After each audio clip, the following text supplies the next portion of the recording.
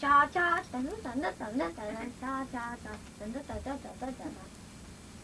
Chris, you're wasting a lot of tape sitting there taping that movie in. Cha cha. You ain't never gonna want to watch it. This is exciting. This here is a red too. Looks kind of black. Red. Draw two. Is that it? Cha cha cha. Da da da da da da da cha cha cha. Da da da da da da da. Cha cha cha, dun dun dun dun dun dun dun, cha cha cha, dun dun dun dun dun dun.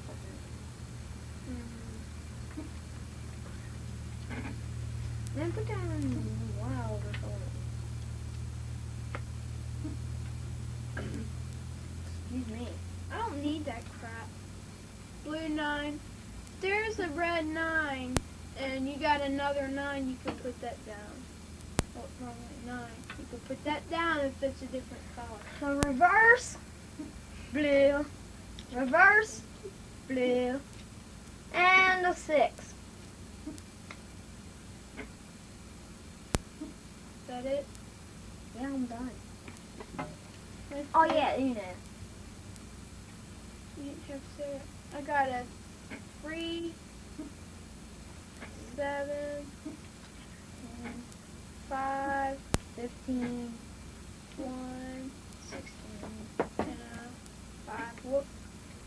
16, 21. I'm old enough to drink beer. Ew, he's 21. And it, smile. On time the camera.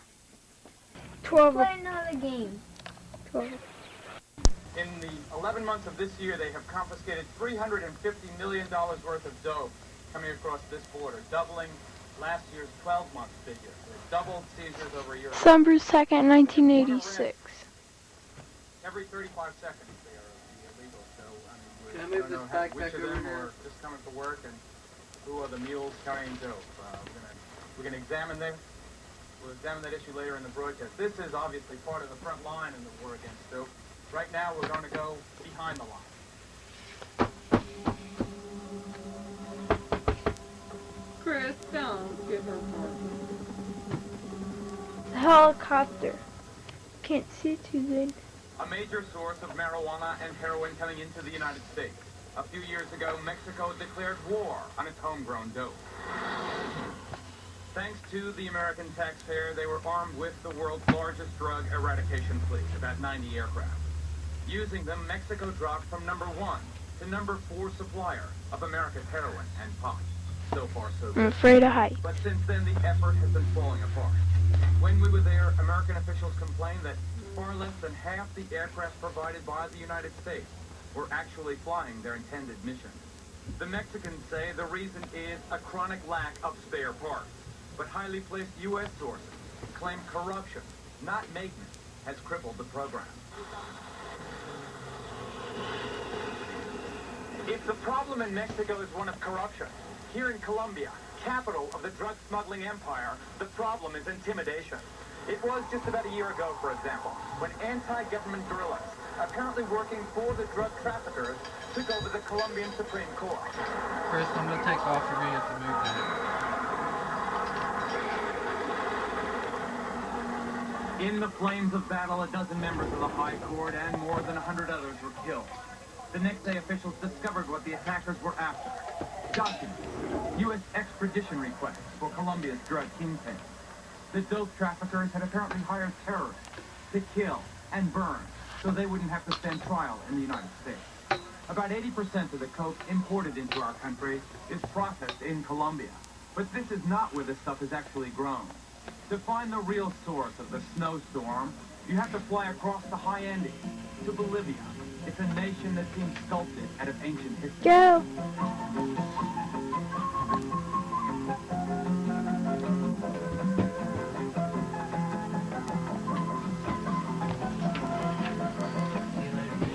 In the Indian markets of La Paz, the world's highest capital city, coca leaves, the basic ingredient for cocaine, are sold openly and legally, just as they have been for centuries.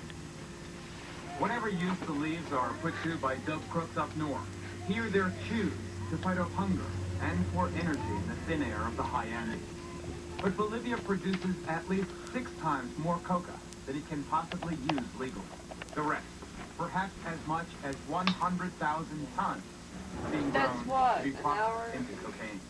This area of Bolivia is extremely fertile. I mean, it would be excellent for the growing of just about any kind of fruit and many vegetables. But because of the cash value of this crop, virtually everybody in the area is growing coca. Despite the fact that Bolivia earns about $1 billion a year You from got the your coke door trade, keys? the government is trying to fight the traffickers. Don't These lock it. troops I are can't find the super front class door for the key. stuff that's being processed. Mine? However, It wasn't in my these backpack companies after are very school. efficient. The capacity of this factory. Well, how in the hell are you going to get in? How am I going to get in from now on? Of coca leaves. You forgot them. Of bait every single Susan day. in there when I left Put that in either. half of cocaine. This Well, look factory around for alone it. is capable of making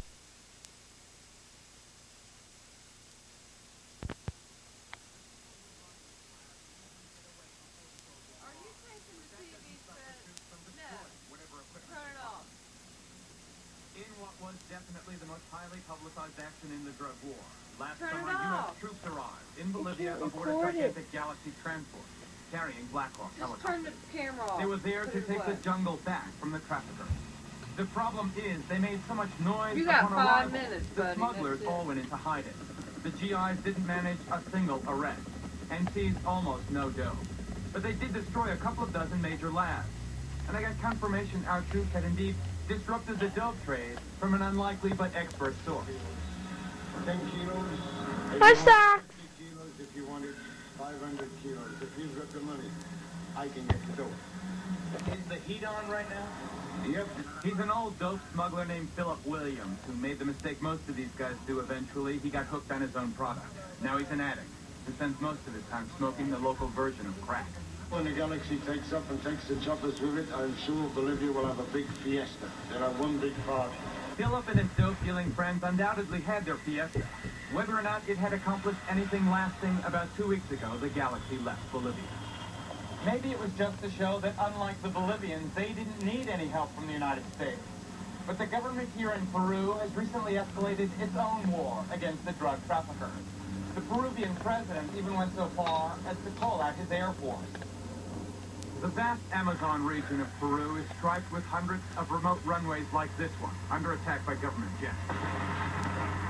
Built by smugglers to facilitate the transportation of coca to Colombia.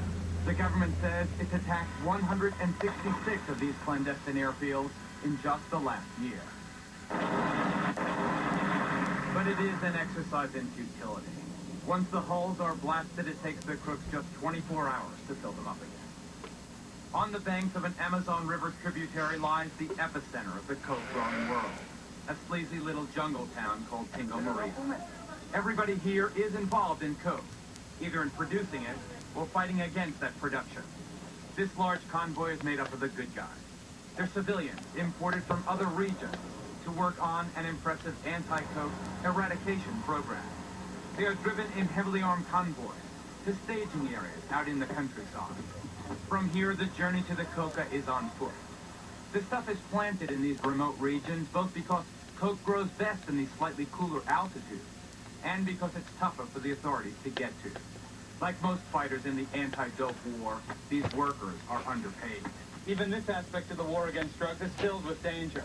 Just 2 days before this field was cleared, 6 of these government workers were murdered and their fingers cut off. The other bad news is that just 10% of the coca-growing regions are targeted for eradication. The only time these producing nations will really and effectively declare war on dope is when more of their own citizens, like this sorry group, become hooked on their own stuff.